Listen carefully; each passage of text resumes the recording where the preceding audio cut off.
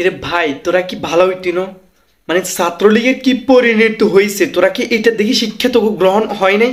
তোরা কি এখনো বুঝতে পারস না যে দেশের কোন একটা অবস্থা চলতেছে? তোরা এত তাড়াতাড়ি ভুলে গেছস?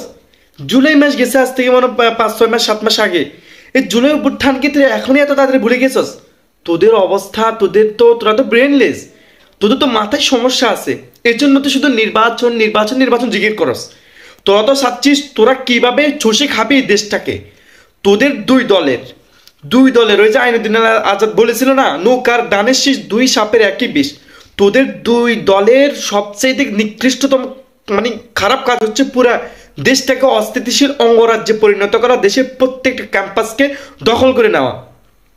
দেশের বড় বড় রাজনীতিবিদদের কাজ হচ্ছে পুরো দেশকে অঙ্গরাজ্যে পরিণত করা, আর ছাত্রদল ছাত্রলীগদের কাজ হচ্ছে কি পুরো ক্যাম্পাসকে তাদের বাপের বাড়ির মতো মনে করা, এবং হচ্ছে প্রত্যেকটা জায়গায় তাদের নিজের মতো রাজত্ব কায়েম করা, এবং হচ্ছে প্রত্যেকটা জায়গায় ছাত্রছাত্রীদের উপরে হামলা করা, ছাত্রীদেরকে মা বোনদের ইজ্জতকে হরণ করা, দর্শন করা। এটাই হচ্ছে তাদের পড়ালেখার একটা অংশ, বুঝছেন নি? এখন ওই কুলাঙ্গার সাদ্দামের রুমে যেগুলো পাওয়া গেছে ভাই, বিশ্বাস করুন যেগুলো পাওয়ার কথা ছিল বই, এই যে আমরা পড়ি না, এই যে আমরা পড়ালেখা করি, বই পাওয়ার কথা ছিল না।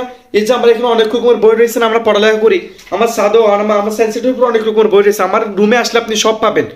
ওর রুমে একটা যদি বই পাইতেন, নাউজুবিল্লাহ, এত খারাপ খারাপ জিনিস পাওয়া গেছে। এই বেটার ছাত্র রাজনীতি করস কি বুঝোস? তোদের দ্বারা দেশে কি উন্নতি হবে তাহলে? এই ছাত্র রাজনীতি করার কারণে আজ ছাত্রলীগের অবস্থা। সেই ছাত্রলীগের সেই পথে যদি তোমরা ছাত্রদল হাতে স্পষ্ট বার্তা, তোমাদেরও তার চেয়ে কঠিন অবস্থা হবে।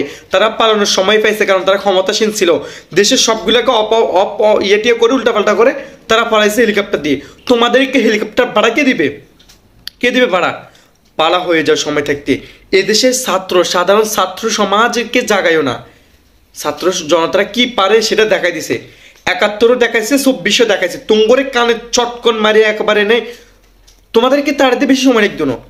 17 বছর স্বৈরাচারকে 17 দিনে আমরা যদি তাড়াতে পারি, এদেশের 90 ফেরাউন আর 90 স্বৈরাচারকে আমরা নতুন করে আর তাড়ানোর জন্য আমাদের 17 মিনিটও সময় লাগবে না ইনশাল্লাহ। সুতরাং তাড়াতাড়ি সময় থাকতে ভালো হয়ে যাও, না হলে এটার পরিণতি তার চেয়ে ভয়ঙ্কর হবে। বলা বাহুল্য, বলা যাচ্ছে না এখন। তবে কুয়েটে যেটা হয়েছে, এটা তীব্র নিন্দা প্রতিবাদ জানাচ্ছি, এবং অন্তর্বর্তী সরকারকে হুঁশিয়ার করে বলতেছি, আপনি এটা নিয়ে পদক্ষেপ নেন। যদি না নেন তাহলে আপনার ক্ষমতা থাকবেন না, তো এমন না, আপনারও বিচার কার্যকর করা হবে। কারণ আপনাদেরকে আমরা বিপ্লবী সরকার হিসেবে ঘোষণা করছি, অথবা বিপ্লবী সরকার হিসেবে আমরা মানি। সো সেই ক্ষেত্রে সেদিক দিয়ে বিবেচনা করে এরপরে এটার বিচার নির্ধারণ করবেন, এবং প্রত্যেকটাকে দৃষ্টান্তমূলক শাস্তির আওতায় আনবেন।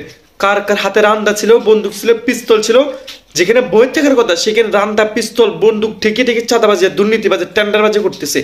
হুঁশিয়ার হয়ে দাও, সময় থাকতে ভালো হয়ে যাও, না হলে অবস্থা এর পরিণাম কিন্তু খারাপ হবে।